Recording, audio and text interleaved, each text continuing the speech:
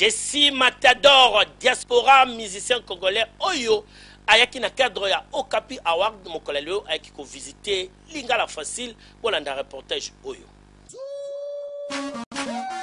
Tala parmi artistes musiciens Oyo bako beta na nou africain na Stade de France moko na bango Yoyo. Jesse Matador, congolais à diaspora, grand artiste musicien Oyo, azali kosala succès na libanda ya mboka na mikili ya poto, lelo aye na Lingala Facile, bayambie bongo na rédacteur en chef Jimmy Mukendi avec impact na idéologie. Kokota koti, babandi ko présenter ba agent nyonso ya Lingala Facile, ezalaki na esengo ya kosakana te, ndeko bozali komona za artiste monene mais fanatique numéro 1 ya Lingala Facile na mikili ya poto à travers internet. Tango akoti na Lingala Facile apesi bandeko nyonso mbote bayekola kisaye plateau. Ah oui. Ah oui. Ah oui. Ah oui. Pano oya jaune oyo endimisaka mokili mobimba Lingala Facile oyo epesaka information na monde entier avec impact na idéologie. Lingala Facile ya lelo et memi Jesse Matador na kata ba bureau. Ya solo aye ko visiter biso na équipe na ye ya mobimba. Botala ba image. Kiba.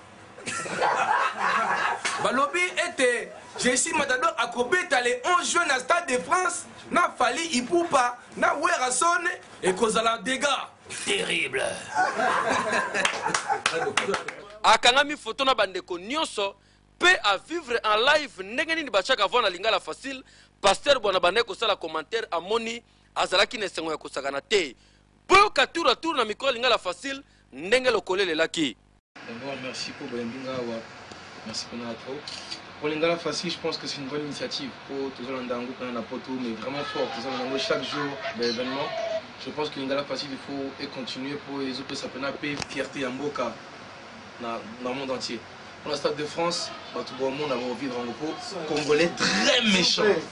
On a comme coordonnateur Lingala Facile, Zakaria Baba, sur en déplacement. Tu as mis Jesse Matador, grande star et à Mogaoui.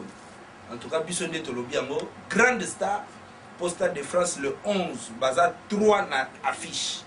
Werason, Fali Poupa, Jesse Matador. Jesse Matador, il y a Zanabiso.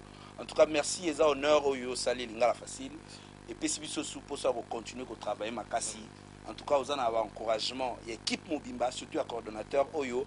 Je crois que Okuti bien ça. Merci beaucoup. Merci beaucoup. Mathieu bien. Mathieu Dunga. Nakobima délégation Jesse Matador bakutanaki na superviseur ya Lingala Facile Willy Abibou. Basololi Jesse Matador a pesi ba félicitations na ye na Zakari Baba Baswe. Lingala Facile match bien.